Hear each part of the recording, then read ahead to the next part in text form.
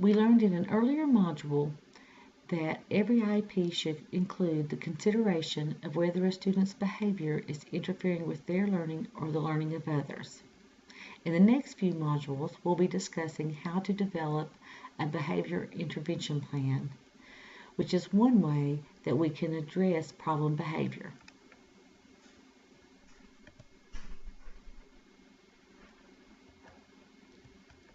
A behavior plan should be considered first and foremost anytime that a student is engaging in behavior that poses a safety risk to that student or others. This type of behavior would require immediate attention, and it may begin with considering a behavior plan. As we discussed earlier, we must address in each IEP whether a student's behavior is impacting his or her learning or the learning of others. And in the case that it is determined that the behavior is impacting learning, then a behavior plan should be considered. And a third reason that you might consider a behavior management plan: developing a behavior plan should be considered first and foremost anytime that a student is engaging in behavior that poses a safety risk to that student or others. For example, a very young student who's eloping. A plan should be developed immediately to address that issue and ensure that student's safety. Another example would be a student who's engaging in self-interest behaviors. It is good practice to have a plan to address this at the soonest possible opportunity. Of course, we've talked about already that we must address in each IEP if a student's behavior is impacting his or her learning and the learning of others. In the case that the IEP team determines that that is happening, then an IEP team should consider a behavior plan. Another situation where a behavior plan might be considered is when a student has engaged in a pattern of behaviors and routine behavior management strategies have just not been effective. Then it's good practice for that IEP team to sit down and look at a structured behavior plan that might help with that behavior. You may ask the question, why should we develop a behavior plan if we're already implementing good behavioral strategies? Well, there are several reasons and that we should develop a behavior plan, several advantages. One is that with a plan, there's more consistency between staff and maybe even home sometimes with how we're addressing behaviors. And we know with consistency, we're going to see behavior change quicker. With a behavior plan, we actually take time to investigate possible functions of behaviors, then improving our chances that our strategies will be a match for the behavior. Also, with a behavior plan, there's accountability and protection for staff and students. I always tell teachers who are dealing with very difficult behaviors that you need a plan so that you're not carrying this burden by yourself. With a plan, everyone's involved with that child. A number of professionals are sitting down together and deciding how to address behaviors. If that is implemented with fidelity, then you're not carrying the burden of the behavior alone.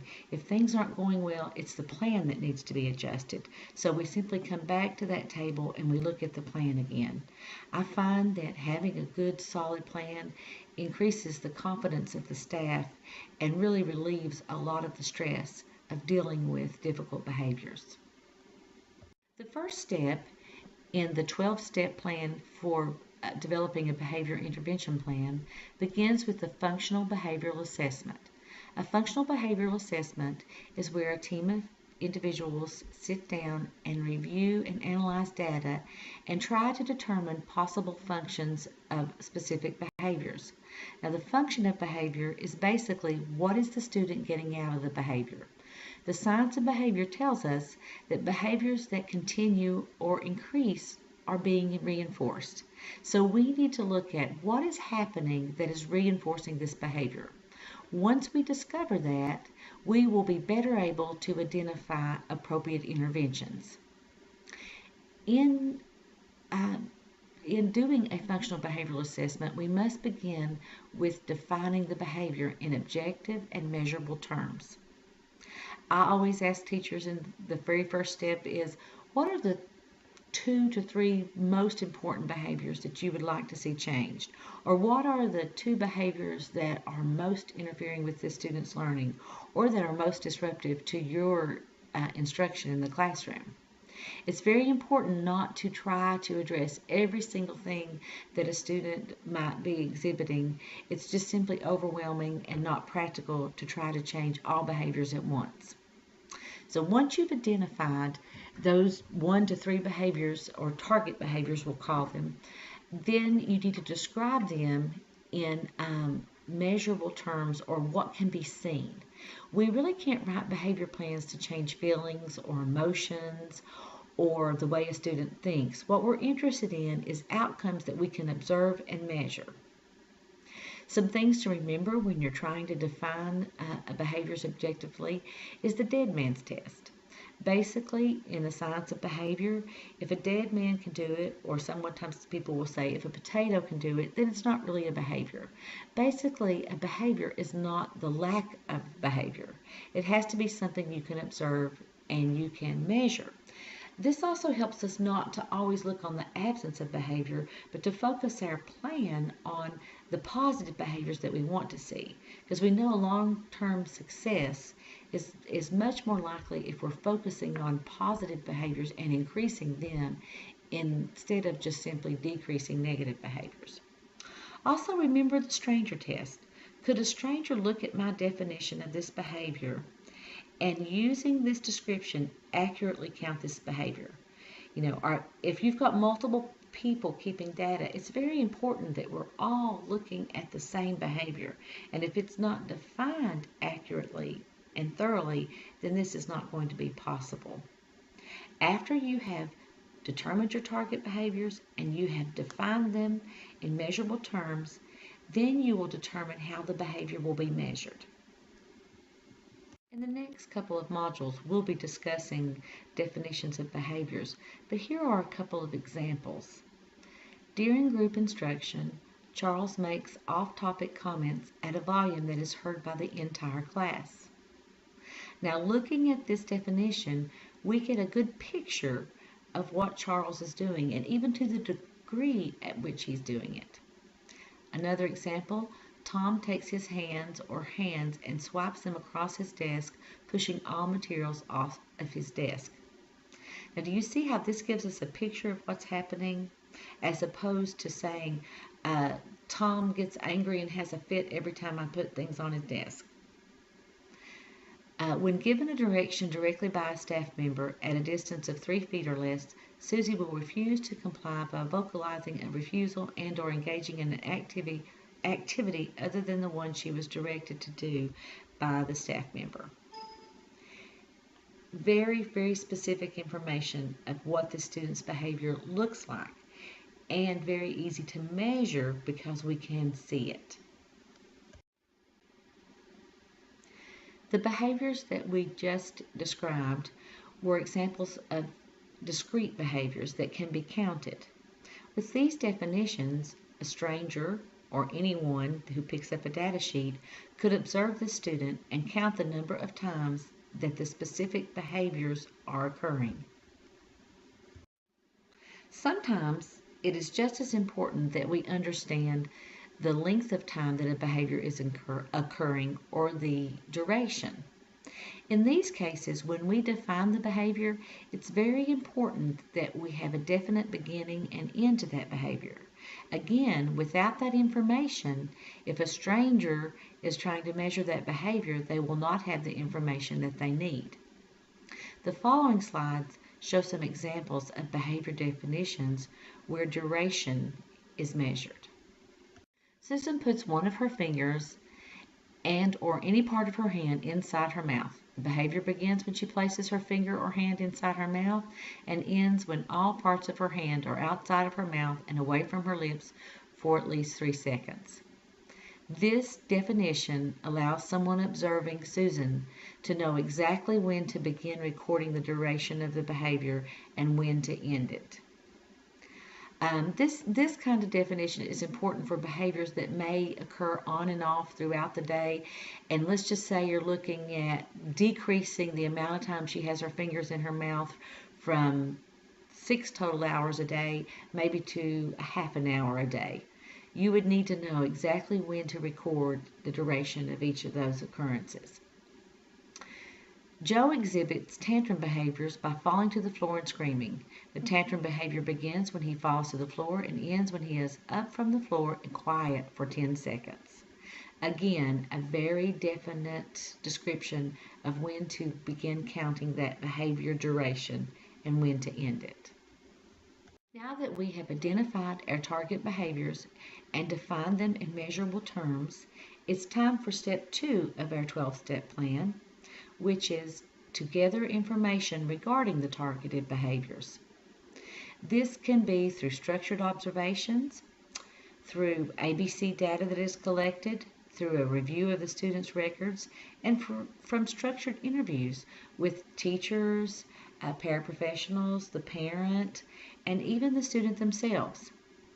All of these ways we are trying to learn what is it that's occurring immediately before this behavior or right after that behavior that's maintaining that behavior, as well as what factors may be contributing to this behavior, such as medication changes or changes in the home, changes in the classroom setup, academic demands that may be changing. In all of these ways, we're playing investigators. We're trying to figure out what is it that's going on that is making this behavior necessary for the student. In step 1, we identified and defined our target behaviors. In step 2, we gathered information and data regarding those targeted behaviors. And now in step 3, we're going to begin to analyze that data and make a hypothesis regarding the likely function or functions of the behavior. We'll be looking at when does the behavior happen most often? When does it happen least often? Who's usually present when it occurs? Where does it happen? And what happens immediately before that behavior and what happens immediately after that behavior? We're going to answer all these questions, again, to determine the function of the behavior. We know that all behavior has a function. And we're just going to take the next few slides to talk about what those functions of behaviors might be, because this is what we need to be thinking about as we're analyzing our data. All behaviors basically function to gain something or to avoid or escape something.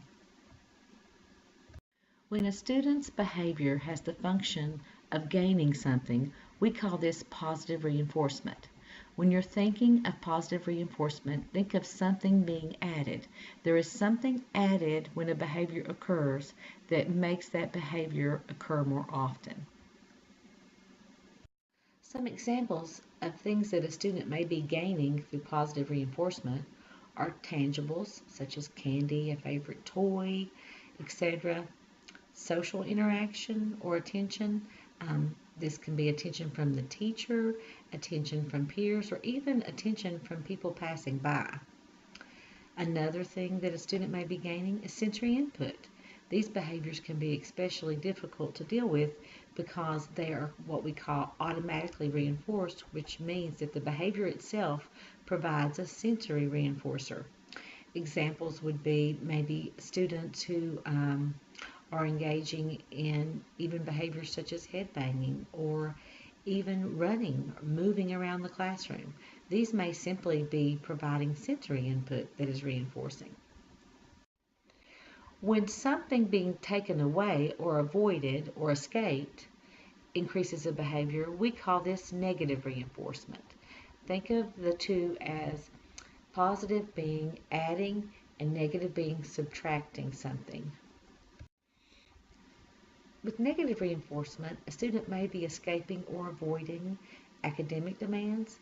This is the student that when you pull out the paper pencil task, you start to see the behaviors. Or social demands, the student who doesn't want to be in large groups of people or doesn't like to have to be forced into conversations. or sensory input.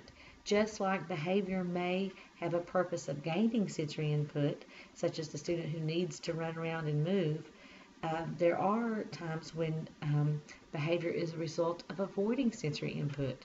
Let's look at the student with autism who is sensitive to loud noises. They may actually exhibit behaviors to avoid going to the cafeteria or even being around any noisy environment.